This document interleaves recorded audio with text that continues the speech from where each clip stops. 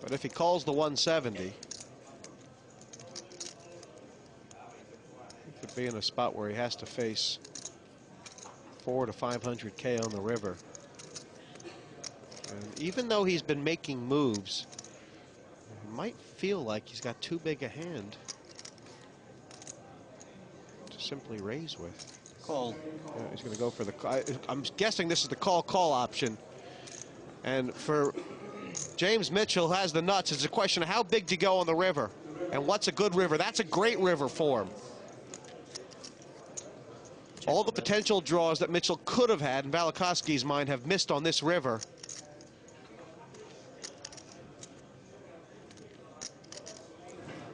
Wow. Wow. That's a... He's dodged that one. Yeah, and I mean, you make that lay down. You say to yourself, does he got a read on Mitchell? Paul Carr has absolutely stormed this 25,000, 50,000 level and now holds 3.7 million, over half in play. All in.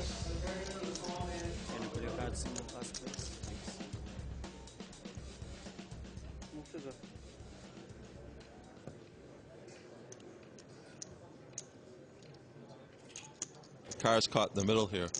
Though he has the best hand, he doesn't like the fact he has to call in front of Mitchell. And he just, as a general rule, rather Mitchell take the guy on. Right. I mean, unless he's got a big hand, obviously. Exactly. So this is a hand where he'd like to call, but is afraid of Mitchell also. Fold. Adopted a conservative approach. Now Mitchell probably doesn't like this. Cool. Wow, he's called. And a call. Sort of an awareness of what Velikovsky's range is here, or?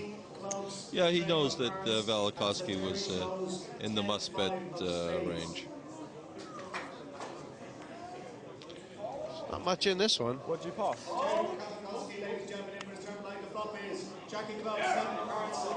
Oh, a lifeline for the Finn. Certainly was. Yes, 3. Club. The turn is a 7 of clubs. And that's opened up a myriad of outs for Mitchell. He hit one of them, and the Finns hit the rails. What a tournament this young Finn has played.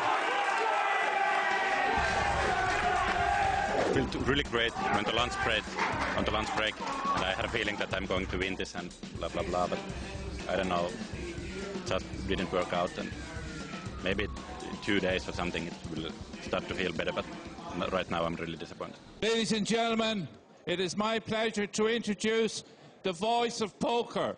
This man was the first person to commentate on live poker on TV, Mr. Jesse May.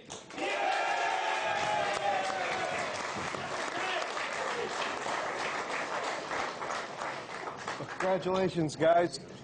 2 players who have guaranteed themselves a whole bunch of money. One of them is going to win a whole bunch more, plus a place in Irish poker history as the 2010 Irish Open champion.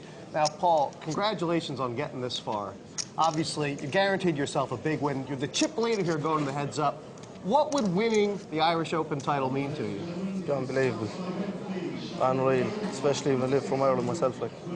And it seems like you kind of feel like you've got the shoulders of Limerick upon you. Yeah, I've put support on all the boys from Limerick, or they'll support me. I know, James, only 20 years old, and this is clearly the biggest spot you've ever faced in your life. Yeah, definitely. But hopefully there's a few more along the line. But now, I know you've also brought on a lot of friends, a lot of young guys. What kind of advice have they been giving you for this final table? Not lose. And, yeah, just to play my game and try and be aggressive. And it seemed to work out. I got a bit lucky along the way, but happy with that. Well, best of luck. And, Paul, I mean, obviously, winning this title in front of all your friends, is that... Unbelievable. Unreal. Well, Well, best of luck in the final. Two guys, they're pretty close in chips, heads up, but only one is going to be the Irish Open champion. Gentlemen, how about a handshake for luck, and then we'll start. Best of luck to both of you.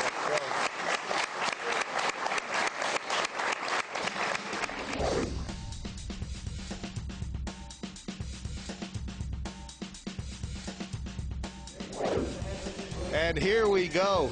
Start of this heads up. I mean, how do you handicap this, Parg? There's very little. My only prediction is that it's going to be quick, because both of these lads have proved they like to play pretty fast pre-flop. Any edge for you to hear, Dan? I would have to give a slight edge to Carr here. He has the more chips, and I think he's been playing a little bit better the last hour and a half. And I guess you can't really underestimate the confidence of having those guys cheer every time you win a pot. Bet Well, it's 200,000. fantastic, isn't it? Now, whatever happens here, we're going to have the youngest ever Irish Open champion. I think a 30-year-old and a 20-year-old. Either will qualify.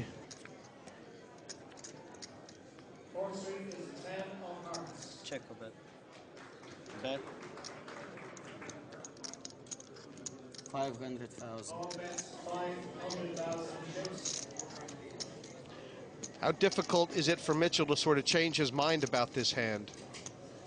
Well, the 10 was an uncomfortable card for Mitchell. He knows it didn't really help him. Well, it helps him in the sense it gives him a straight draw, but there are three. It wasn't enough. The straight draw with the clubs out there makes it tough, because if the card that completes the straight draw there's also a club, he's going to be a very unhappy camper. 50,000 to play. 50,000 to play, as he say.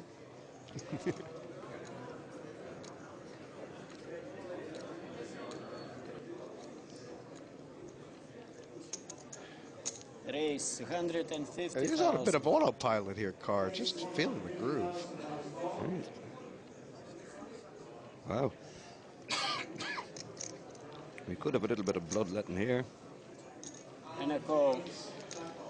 Oh. That's a change of tactics, isn't it? Yep. Oh, this is going to be an action flop. Trying to bring a little bit of deception into it. It's looked a lot like a deuce. Yes.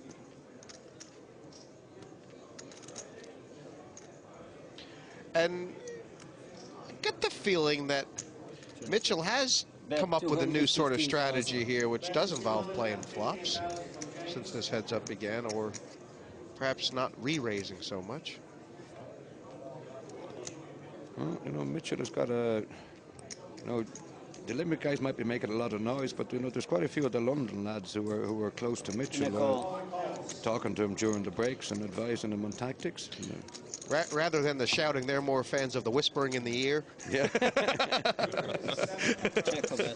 What's that? Sometimes the whisper is louder than the roar. 575. 575,000. James makes a bet of 575,000. And, you know, how different is ace high now than it was before? Well, you haven't hit any of your outs. And he's fired on all three streets. And a call. James shows King, Queen, and King, Queen. And that was a roar from London. Carr's won the bulk of the pots, but Mitchell winning a very big one there and snatching the chip lead back. 250,000 total. 150.